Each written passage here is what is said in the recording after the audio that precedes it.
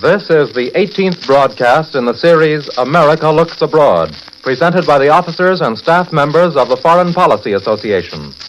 This nonpartisan organization, open to all who are interested in American foreign policy, offers accurate information on current world events. Once again, attention is focused on Europe, where efforts are being made to end the Finnish war. Mr. William T. Stone, Vice President of the Foreign Policy Association and Director of its Washington Bureau, will discuss these developments in relation to Mr. Wells' mission in Europe. Mr. Stone. Good afternoon. Decisive events are shaping in Europe this weekend.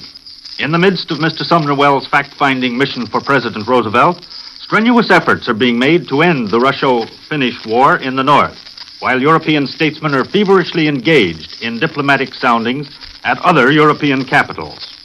Today, conversations between Russia and Finland are continuing in Moscow. The German Foreign Minister von Ribbentrop is in Rome. And this morning, Mr. Wells arrived from Paris to London to confer with Prime Minister Chamberlain and members of the British cabinet. Here in Washington, these events are being followed with intense interest for what they may tell about the future course of Europe's two wars and the present intentions of the powers. Many perplexing questions are being asked, even by well-informed State Department officials. It is already clear that Sweden's effort to mediate between Russia and Finland is marking a turning point in the Northern War. It is also apparent that mediation between Russia and Finland is part of a larger diplomatic tug-of-war. But it is still not clear how mediation may affect the conflict in the West. Will Britain and France suffer a diplomatic defeat if Finland actually accepts Russia's terms? Or will this remove Soviet Russia from the war and loosen the ties between Moscow and Berlin? What is Germany's role in this northern peace effort? Has Great Britain made concessions to Italy by releasing the Italian coal ships detained earlier this week? Or is this part of a clever diplomatic bargain with Mussolini? No one in Washington can answer these questions with any certainty. Up to this point, at least, State Department officials are without complete information. Yesterday, Ambassador Steinhardt sent Secretary Hull a report on his 2-hour conference with Premier Molotov in Moscow. But Mr. Wells has sent in only one or two very brief, confidential reports, which have been seen by no one except President Roosevelt and Mr. Hull. As a result, Washington is still sifting facts from rumors and reserving its final judgment. Nevertheless, experienced observers here have learned a good deal by reading between the lines of inspired newspaper reports which have been sent out from all the European capitals during the past 10 days. These public reports may or may not tally with what Mr. Wells and our other diplomats are being told in private, but they are significant just the same. For one thing, they demonstrate that the Wells journey is regarded everywhere in Europe as much more than a mere fact-finding mission. This was especially evident in Berlin last week. 3 facts are worth remembering. First, the Germans gave Mr. Wells very little publicity in their own newspapers. Second, they gave foreign correspondents a great deal of background information about the German point of view, which newspaper men were allowed to cable abroad without censorship. Third, the Nazis were very polite to the president's representative and gave him unusual opportunity to see almost everybody who counts in the Nazi regime, from Hitler down. Now the information given to the foreign correspondents to cable abroad was provocative and belligerent. Germany was pictured as strong and united and determined to block the power of British plutocracy. Germany, they said, is poised for a decisive blow, which may come very soon. Germany's war aims, according to this public version, are far from moderate. The foreign correspondents were told that Germany demands security of her living space, that is, a free hand in Central and Eastern Europe. This was cleverly described to American newspaper men as a sort of German Monroe Doctrine. Under this, the Germans say they plan to build a new economic organization of Europe which will allow the smaller, dispossessed nations to trade on equal terms with the rich plutocracies. Germany demands the return of colonies and a type of freedom of the seas which would prevent the British from ever again imposing a blockade on Germany or any other country. What does this mean? On the surface, it would seem to indicate that the leaders of Germany are more intransigent than ever, that the gap between the war aims of the Allies and Germany are growing wider as the war continues, that a basis for peace in the West is very remote, whatever happens in the Baltic. All this may be true, but trained observers know that surface impressions are sometimes misleading, particularly in diplomacy. Sometimes they're deliberately misleading. So after Sumner Welles left Berlin last Sunday, some Washington officials asked why the public statements had been so uncompromising and the private conversations apparently so cordial. Could this mean that perhaps Germans were not so enthusiastic about continuing the war after all? They recalled that the British and French press had been saying Germany was about to launch a peace offensive and would give Mr. Welles a very tempting plan to take to London and Paris. The terms of such a plan were actually published in London, given out by the British Foreign Office the day before Mr. Welles arrived in Berlin. They were said to have come through the German legation in Dublin, and to have been shown to Lord Halifax, the British Foreign Minister, by the Marquis of Tavistock, a gentleman who was associated with several groups which are working for peace in England. This was enough to explain the indignation of the German press. But could it not also explain the unusual attention shown to Mr. Welles during his stay in Berlin? Every door was open to Mr. Welles. In addition to seeing Hitler, the American Undersecretary of State was able to meet and talk for hours with Field Marshal Goering, Rudolf Hess, the executive head of the Nazi Party, Hans Dieckhoff, the German ambassador to Washington, who was recalled in November 1938 after Hugh Wilson, our own ambassador, was withdrawn from Berlin. In 3 days, Mr. Welles actually saw more top men in Berlin than any foreign statesman in many months. Obviously, this was the real key to the importance which the Germans attached to the visit. Whatever Mr. Welles was told in private, no one doubts that the gap between Germany and the Allies is still very wide indeed. How wide was made clear enough to Mr. Welles in Paris, where the French press is saying again and again that France will not accept a premature peace or any compromise settlement which leaves the Nazis in power in Germany. Presumably, Mr. Welles will hear the same story in London. Any settlement at this time, according to the Allies, means peace on Hitler's terms. This can only consolidate the gains which the Nazis have won by force and leave Germany in a position to carve out her living space in Central and Eastern Europe. But if both sides say they're determined to fight to the finish, the issue may turn in part on the outcome of the diplomatic struggle which is coming to a head this weekend. One sector of this struggle is the dispute between Great Britain and Italy over the seizure of Italian coal ships. The other is the impending showdown in Finland. The coal dispute involves not only a test of Britain's efforts to embargo all exports from Germany, but also a test of Italy's future intentions.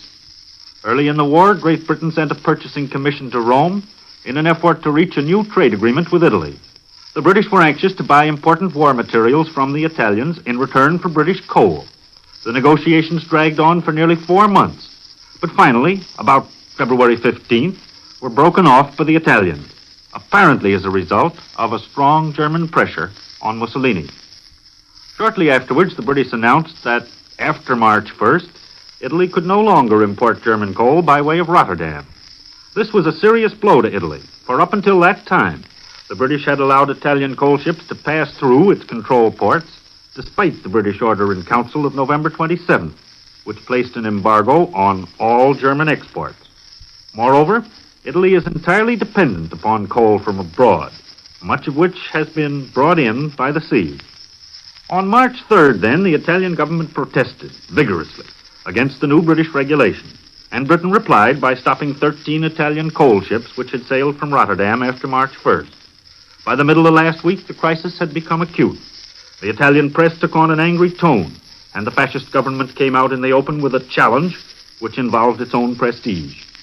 Still, the British refused to give ground, and they let it be known that British troops had concentrated in Kenya colony, near the border of Ethiopia. The question was not merely where Italy would buy her coal, but the much broader question of whether Mussolini would bow to Britain or turn towards Germany. If Mussolini were to line up with Germany, he would face the threat of being cut off from both ends of the Mediterranean by the British fleet, but he would also be able to threaten the Allied lines of communication to the Near East. Yesterday, the British released the Italian ships at just about the time that Hitler ordered von Ribbentrop to hurry to Rome. Washington doubts whether Mussolini is really ready to climb down from his neutral fence, and they believe some compromise agreement may already be in the making. If this is true, the British will have increased the difficulties of Hitler's foreign minister in Rome. But the tug of war is not yet over. The relation between the Finnish War and the major conflict in Europe is no less vital.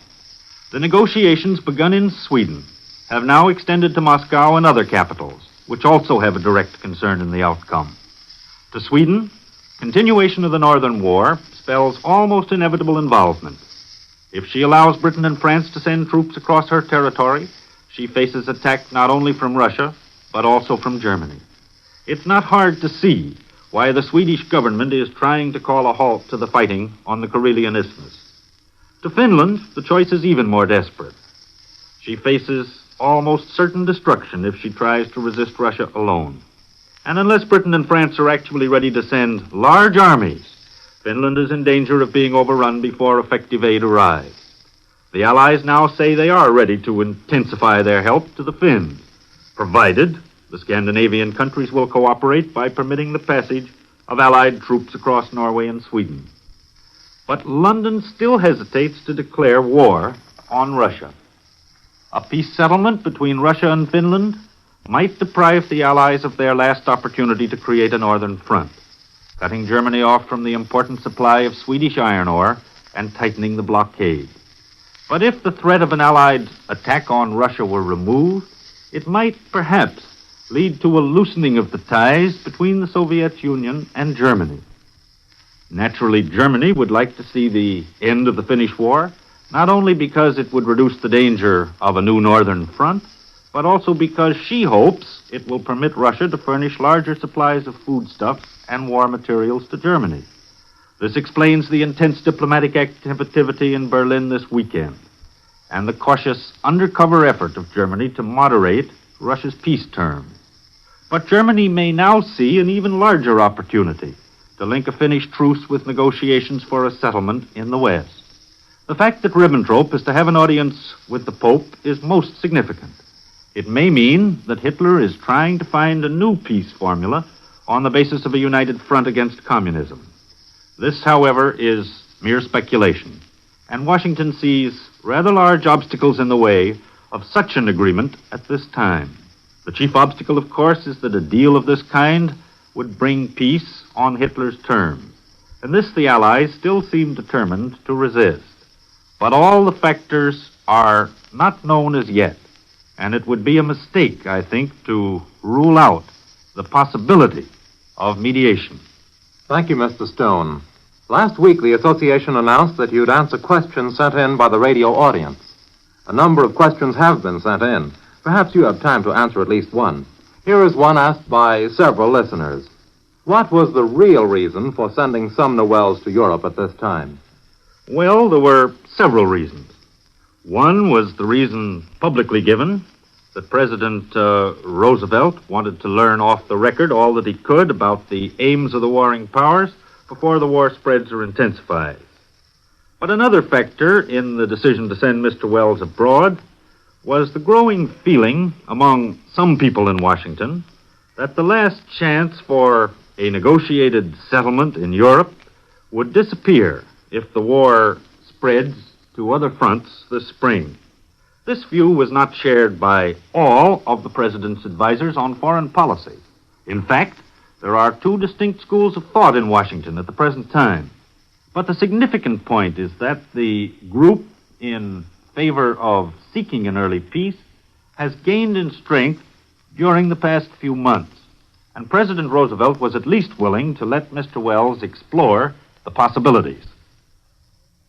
Mr. William T. Stone, Vice President of the Foreign Policy Association and Director of its Washington Bureau, was today's speaker in the America Looks Abroad series. Your questions concerning the facts behind the headlines will be answered in forthcoming broadcasts.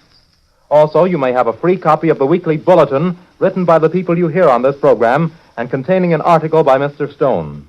Address your question or request for a bulletin to the Foreign Policy Association, 8 West 40th Street, New York. Tune in next Sunday to hear another speaker in the America Looks Abroad series. This is the National Broadcasting Company.